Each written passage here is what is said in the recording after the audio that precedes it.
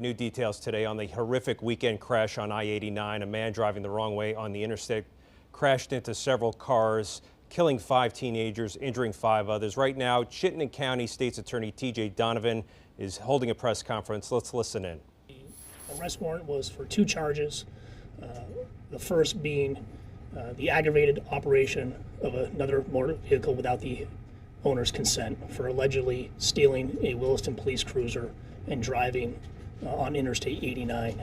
The second charge was gross negligent operation for driving in a dangerous and high-speed manner on Interstate 89 on October the 9th. As I said, the court granted our application for an arrest warrant. The court imposed $1 million cash bail on Mr. Burgoyne. This is an ongoing investigation. I want to be very clear. This is an active homicide investigation into the deaths of the 5 teenagers on Interstate 89.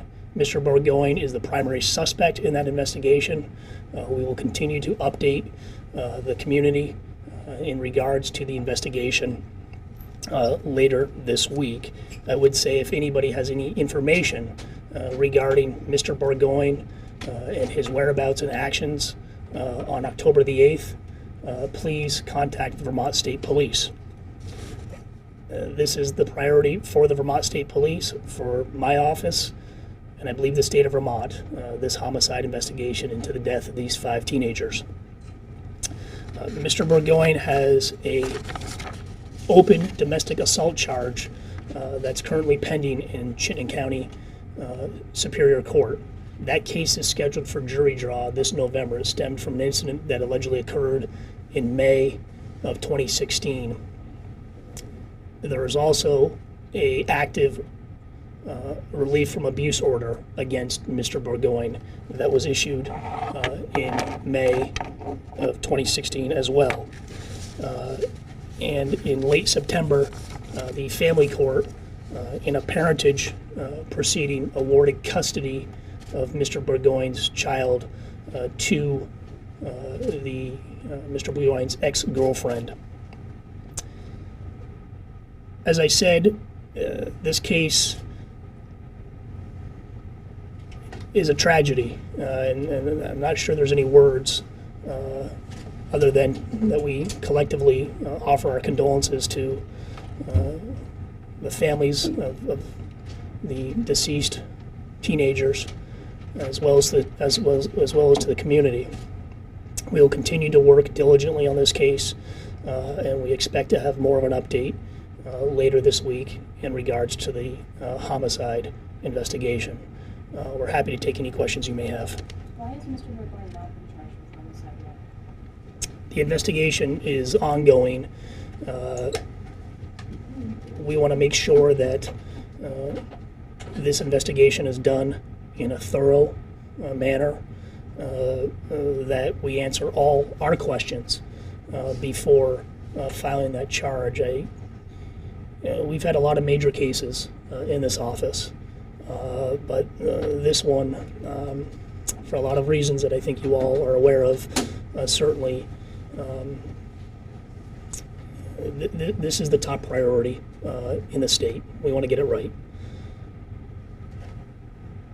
Part of the reason of filing the application for the arrest warrant today was to get bail imposed on Mr. Burgoyne, who is currently hospitalized. My understanding, he is unconscious at the hospital, but by having an active arrest warrant, by the imposition of bail, it gives the state a measure of control in regards to Mr. Burgoyne's movements.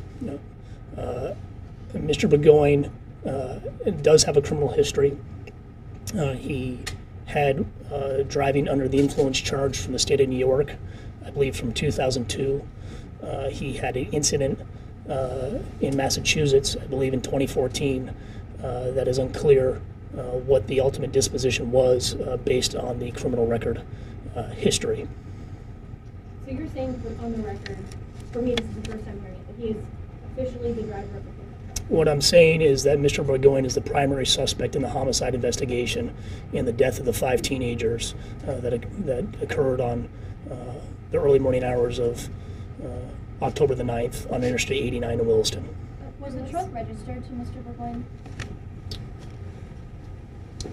No, the truck was registered to his ex-girlfriend's father. How does that complicate the case for you guys? Well, certainly, as the state's attorney mentioned, this is an ongoing investigation. We are conducting interviews. We've had a team of detectives working this since the incident happened. We have had people call in as recent as this morning who may have saw some piece of this incident as it played out, either before, during, or after. So we are just really piecing everything together. Our job is to collect the facts and the evidence and put it together and present it to the state's attorney's office to review, so they can make a determination as to what charges that evidence backs up. Can you confirm that Mr. Burgoyne was the driver of the pickup truck? As the state's attorney mentioned, he is our primary suspect to be the driver of the pickup truck, and we are still continuing to work this investigation and gather evidence and interview people. But there was a motion filed in his domestic assault case today to amend his conditions of release, saying that he crashed into the vehicle containing 5 teenagers. Can you address that? Yeah, as I said, Mr. Burgoyne is the primary suspect.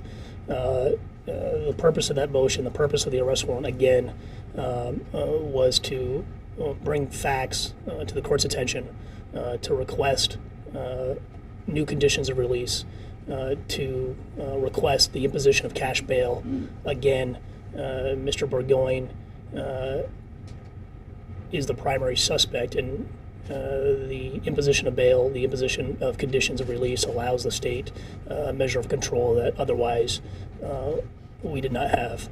What can you say about Mr. Burgoyne's mental state leading up to the incident? That's under investigation. I would note that the investigation has revealed that Mr. Burgoyne sought some sort of medical treatment from UVM Medical Center on Saturday, October the 8th. At some point in time, the UVM Medical Center reached out to the Howard Center, but Mr. Burgoyne was not seen by the UVM medical staff or the Howard Center staff on that Saturday. So we can't speculate. We won't speculate other than to just state those are the facts that the investigation has revealed at this time. Was there any interaction or incident with his ex-girlfriend or their child that came up in the immediate days or hours prior to this crash? The ex-girlfriend was interviewed by the Vermont State Police. Some of her statements are contained in the affidavit of probable cause, which is now a public record, which was used in support of our application for an arrest warrant. Does it look like drugs or alcohol were involved in the crash? At this time, there is no evidence to suggest that alcohol was involved. We will still wait for the full toxicology report in regards to whether or not there was any other sort of presence of any sort of chemical. But alcohol was not present as part of the crash. Is there any indication that this was a suicide by vehicle?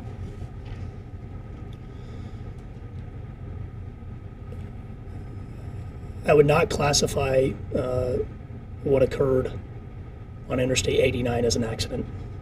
As I said, this investigation is ongoing. The Vermont State Police have worked diligently and thoroughly on this matter since it occurred, and they're going to continue to do what they always do, which is to conduct a thorough investigation and present it to our office to file the appropriate charges. Do you know if any of the teens involved were not wearing seatbelts? Do you know what the status was? I don't think I can answer that question. Was the pickup reported stolen? No. He TJ, are you concerned that he maybe might not be mentally fit to stand trial in a reason of unconscious right now? We will prosecute this case. As I said, we applied for an arrest warrant. An arrest warrant was issued. We intend to arraign Mr. Burgoyne at some point in time this week, and we will continue to update the media and the community as we continue to do our job. Is there any chance at this point that Mr. Burgoyne's condition can go the other way and he could pass away? I can't give an assessment of his medical condition. I don't know if state police can answer this question, but I know this was a horrific scene for the first responders who came to scene. Is there anything that police are doing to help those people, first responders or therapy? Absolutely, we have a members assistance team for that sole purpose that were activated that night, and we also have a department clinician that's been involved. We will have a debriefing, I think that's scheduled for tomorrow. So yes, we Can are we get a few days off or? absolutely. So again, let me just conclude by offering our condolences to the families of the deceased teenagers, to the entire community. This is an unspeakable tragedy. That said, we will continue to do our job and continue to update the community as this case progresses. Thank you. You've been listening to a press conference from Burlington with Chittenden County State's Attorney T.J. Donovan along with police. Donovan calling this case a tragedy. 2 charges so far for the driver who was going the wrong way. This is an active investigation. He said there was no evidence that alcohol was involved, that it wasn't present on the scene. The primary suspect in this fatal accident that killed 5 teenagers does have a criminal history and does have an active case as we speak. Donovan went on to say that they do plan to arraign the accused at some point, but right now he is hospitalized.